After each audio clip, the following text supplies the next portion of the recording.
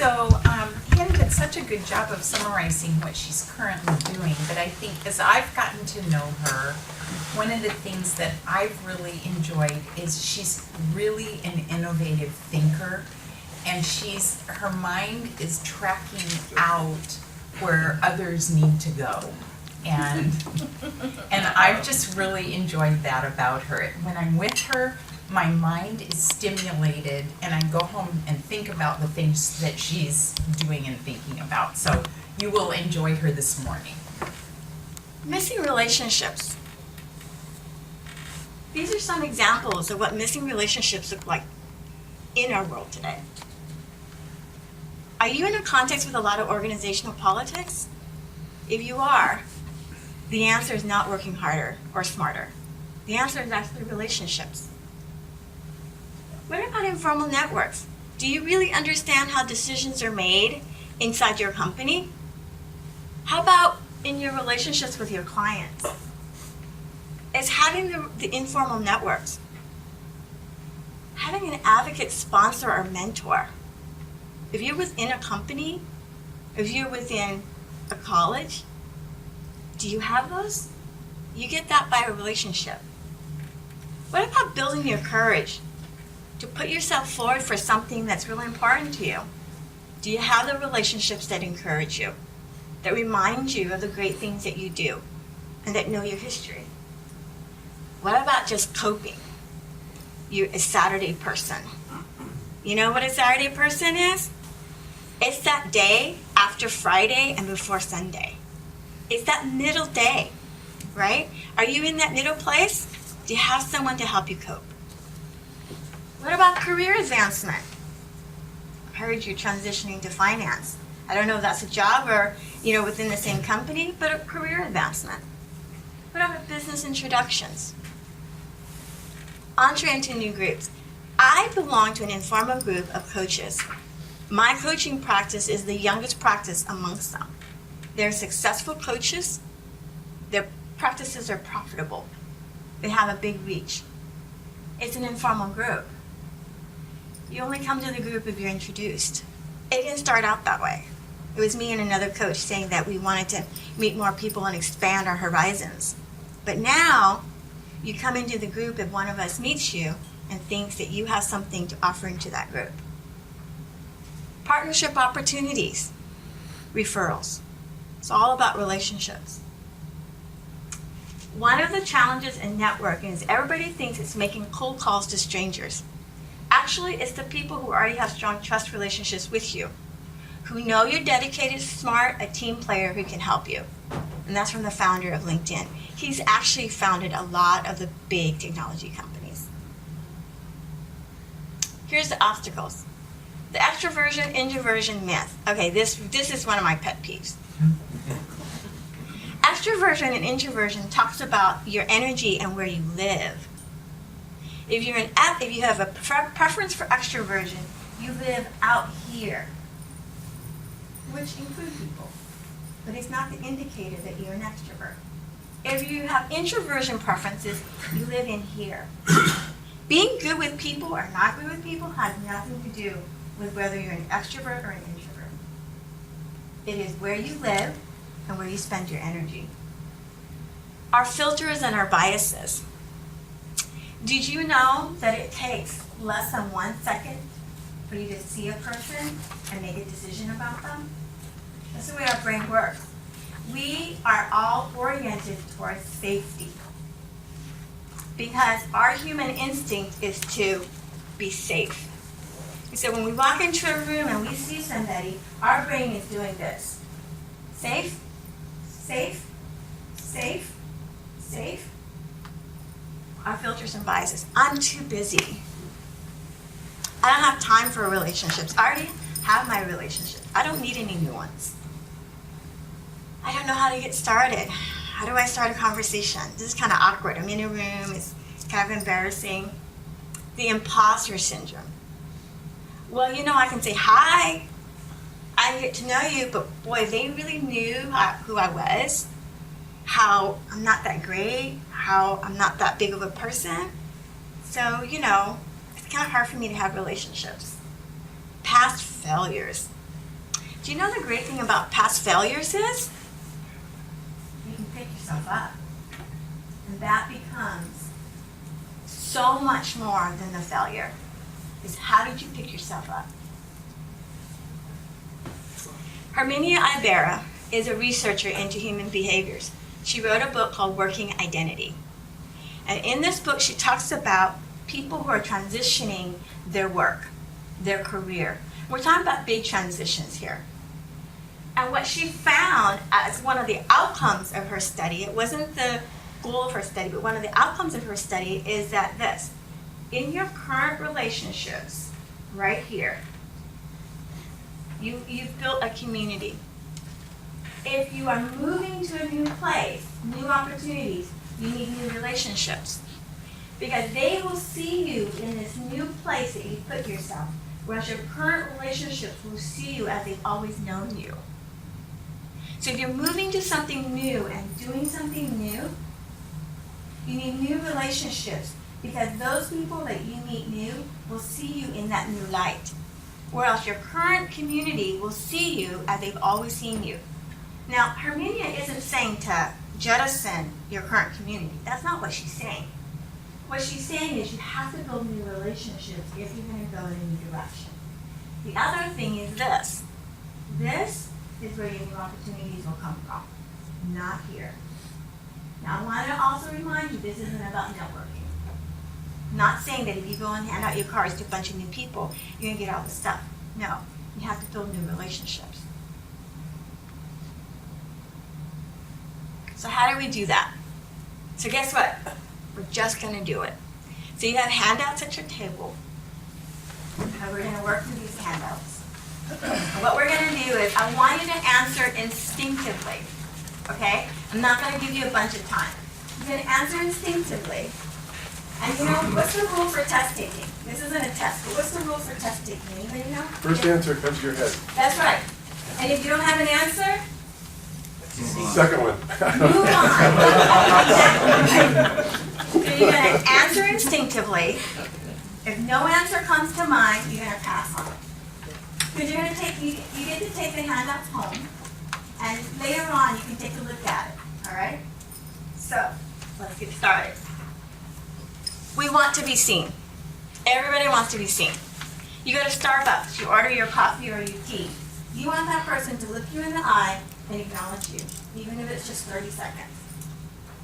Kind words can be short and easy to speak, but their echoes are truly endless. Who needs to be seen by you today?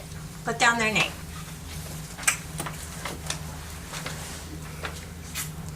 Who needs to be seen by you today?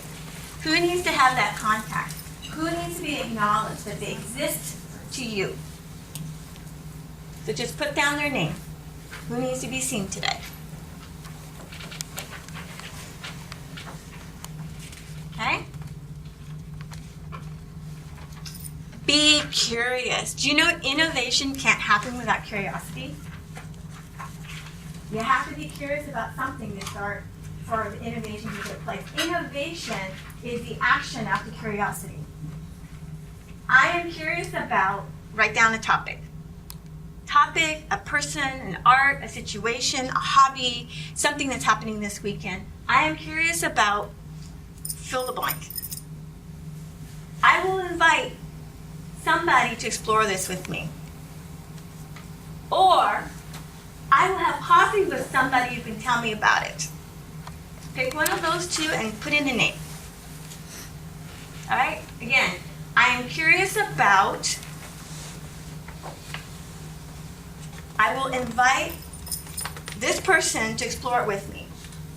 Or I will have coffee with this person who can tell me about it.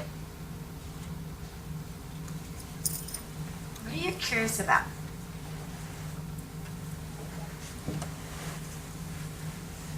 Okay? All right, I'm moving on. What new idea do you want to give life to? Just write it down. Don't ask how. How is the enemy of ideas. Just write it down. What new idea do you want to give life to? Any idea.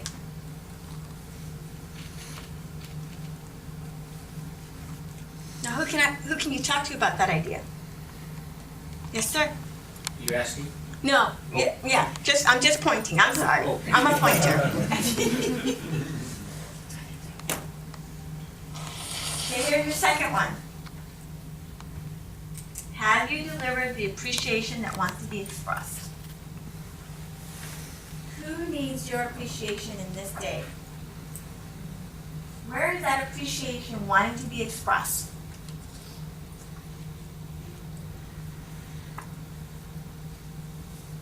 Have you delivered the appreciation that wants to be expressed?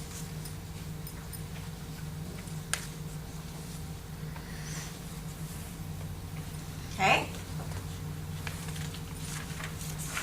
Colleagues. Okay, so I've been doing this research project on the side. My research project is into women in leadership.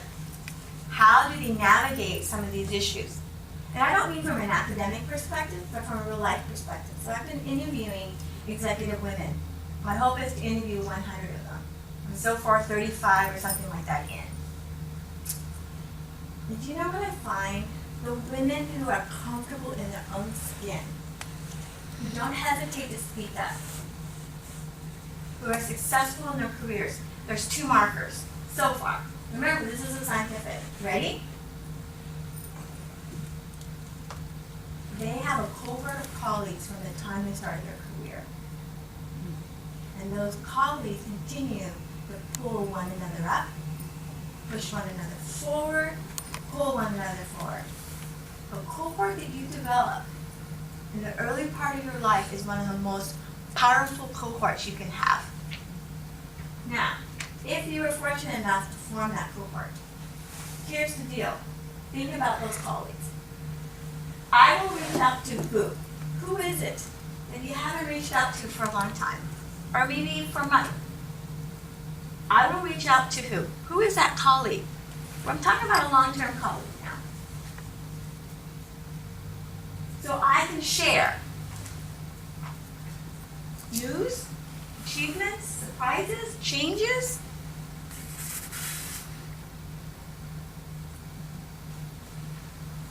And I am curious about, what are you curious about them?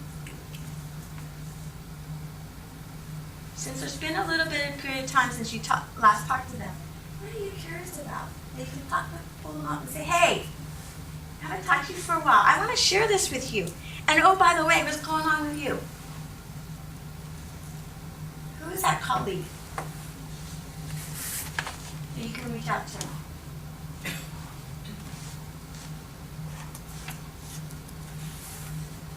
When was your last sanity check? And who do you do that with? Have you talked to that person lately? Who's the person that you talk and say, hey, am I crazy? And they'll mostly giggle and say, yeah, you are crazy. But go ahead, Tommy. So I'm going skydiving on Saturday. Should I do a sanity check? Absolutely. Talk to my wife or? Yes. Do a sanity check and make sure your life insurance is up. It is. I have a living will also. Okay, good. So you're prepared. All right. You need more Yes, coffee. he really is. More coffee. Saturday at 9 a.m. Well. Who would be encouraged by your achievement? What's your latest achievement? It doesn't have to be a big thing. It could be personal, it could be business, it could be anything. Who would be encouraged by your achievement? You should give them a call. You should give them a call, write them a letter, send them an email, text them. Say, hey, guess what? Remember that thing? Well, I did it. John, who would be encouraged to know, besides everybody at your birthday party, that you're going to go parachuting? Something that I know you've been wanting to do for a long time. Oh, boy. Cliff, my buddy, is going with me, so he'd be encouraged that we achieved this together and survived it. Okay. All right. All right, a sliding door moment. I want you to picture Safeway. Grocery store, you know how you walk in, the door opens, you walk through and the door closes. This is in your life every day today. You go back to wherever you're going to go back to. You're going to have a sliding door moment. And what that is you're going to walk by somebody. And you're going to realize, oh, I had a new grandbaby. That's a sliding door moment. At that moment, you have an opportunity to create relationship. You can decide, I should stop, take a moment, and say, hey, how's your grandbaby? How do you like being a grandparent? Or you could have that thought and walk on by. That's a sliding door moment. In the next sliding door moment with, who's that person that you see in your coffee shop? That you walk by their desk? That you see as you walk your dog? Right? That you go to your favorite store? A sliding door moment. What will you do? Talk to them? Compliment them? To get what result? So again, in the next sliding door moment with, I will do what? Those sliding door moments are really interesting. If you make that as a regular part of thinking of your day, like at the end of the day, if you write down all your sliding door moments and the action you took and the person that was involved, you will find a pattern. You will find a pattern about the decision making and what you're doing and where you're moving to. And then you get the chance to be intentional. It's powerful to be intentional. It's also hard. Who would appreciate being included in your challenge dilemma? So here's the thing. When we come up to a challenge, a lot of times we go solo. But did you know there's people that we have in our lives that love to hear about our dilemma? Because you know what? They like helping. And when you share your dilemma with them, guess what? Guess what they feel? That you are creating a relationship with them. So who in your life would be so encouraged if you shared your challenge dilemma with them so that they get to be a part of your life? I think Gary, my good friend, should go with me tomorrow. Skydiving? Yeah. I've taken a Sandy Chet in the past on that, and I failed. Very good, very good. What two people should know each other so that you should make an introduction? What two people should know each other? There's convergence there. Either in what they do, either in their interests, either in their business, either in just the fact that they're such opposites they would enjoy sitting across from one another and just talking.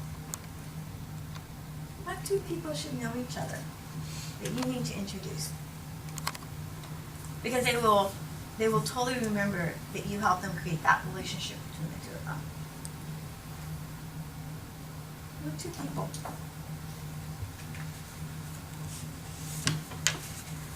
Okay. Be an investor. I want to invest in by advocating, sponsoring, mentoring him or her. Who's this person you want to invest in? An initial action I can take is investing in them will result in my.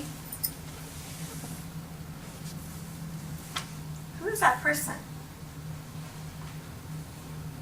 Who's the person that you want to invest in? Now, advocating, sponsoring, mentoring are different things. Advocating is when they're not around, or even when they are around, and you say, you know what? This opportunity is coming up. We need to look at this person. This person needs to have this opportunity. It will help them to grow. A sponsor is like, this person right here, I stand behind them. I want to sponsor them in this activity. A mentor is, you offer to advise them whenever they come to you. And you want them to know that you're there for them at any time that they want to come and talk to you and seek advice on life, on business, or on whatever. So there are different options there. But who is it you want to invest in? Is it someone at work? Is it someone you know? Is it a young person? Is it an old person? Is it the friend of your child? Because you want to have a good influence on your child? And what is the action you want to take? What's the initial action you can take with them? And investing in them will result in what for you?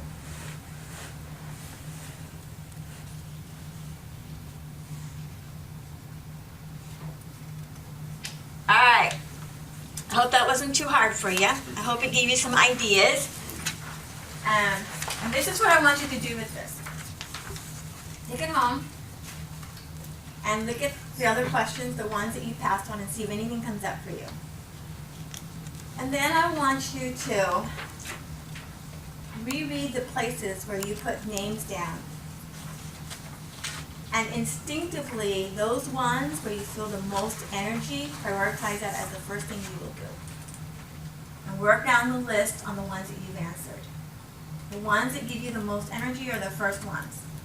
And then the ones that second, third, and fourth. But prioritize it by the energy that you feel around the answers that you have now.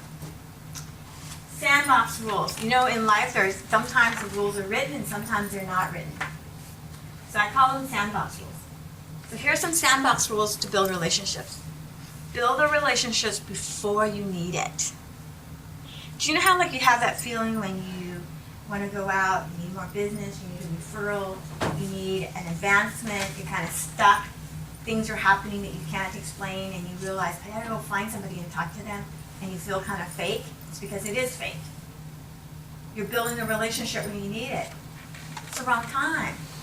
Build the relationships beforehand. And then when you need it, it's not fake because you have the relationship there. Give more than you take. Listen intently and openly. Here's the deal with relationships. You're going to get feedback. If you don't listen intently and openly, it kind of kills the relationship a little bit.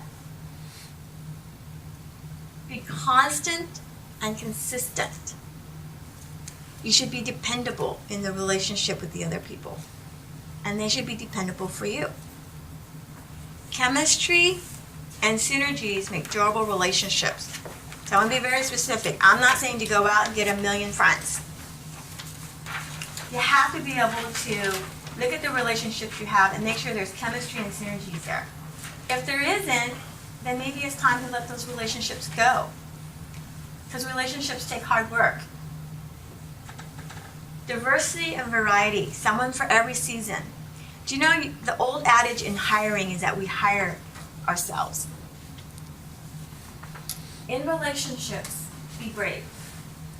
Have different people in your life so that you can have a variety of perspectives, of views, and so that you can have people for different seasons in your life. Some people are perfect when you're in that summer part of your life. They're not so great in the winter part. Some people are great in the winter part. They're not so great in the spring part. So have people for every season of your life. And don't settle less than your tribe. If you meet people, you like them, but there isn't a lot of energy, probably not your tribe. If they don't get you, if they completely don't get you, probably not your tribe. And go deep. This isn't about networking. This isn't about handing out your credit cards. Yeah, don't do that. Your business cards and shaking hands. This is not what I'm talking about. Ken, Yes. can you elaborate a bit on what you mean by tribe? Define that a little. If you think about a tribe there's the shaman, there's the chief, there's the person who goes out and hunts and fish, there's the person that provides entertainment. There's all of these different kinds of people with different kind of gifts, but that belong together. There's something that's cohesive. There's something that have shared values, perhaps. They have shared experiences. But that's what I'm talking about, a tribe. That there's a resonance in the relationship, even though each of you are individual and different. So you want that resonance, yes.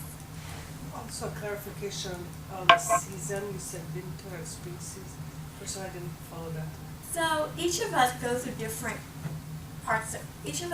different cycles of our life, right? And so when you look at people to form relationships and stuff, just remember that you know, a friend that you have that's really great in this season of your life, of whatever you're going through in this part of your life for a month, 6 months, a year, that's great. But don't neglect your other relationships. Because when you're going through something different in your life, you may need to pull on a different part of your relationship. Yes, ma'am? Also, like when you said be dependable, so actually like do not be like depending on others, so that also will like in returns will not help you like be independent. This is what I learned from like mingling with others. So like some friends will be together and they will fully depend on themselves. So if that person is not available, that the other person will not be able to do anything else without his friend or her other friend. So I think dependable means like in a different way, you mean, or? Yes, but that's a beautiful point that you just made there. We're not talking about a dependency where like if you need to do something on your own, you're incapable of it, right? Because that's a very draining kind of a relationship where you are dependent on this other person to provide something for you, because without that other person, you feel that you're not whole. Being dependable is that, you know, if you have somebody that's in a relationship with you and you only talk to them once a year, that's not constant and consistent. So being dependable means that they know at any moment they call you that you're going to be there, but also that they have enough contact with you, enough frequency of contact, that you don't feel like you're rebuilding the relationship every time you talk to them. Right? Finally, the relationship with you. I believe that God has a divine plan for every one of our lives. And that the way that his plan comes about is through relationships.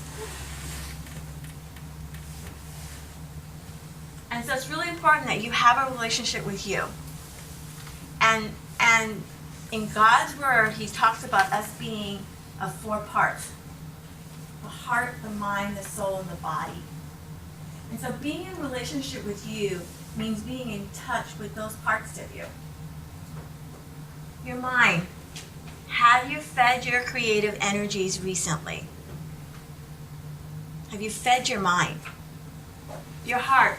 When was the last time you indulged in a heart endeavor?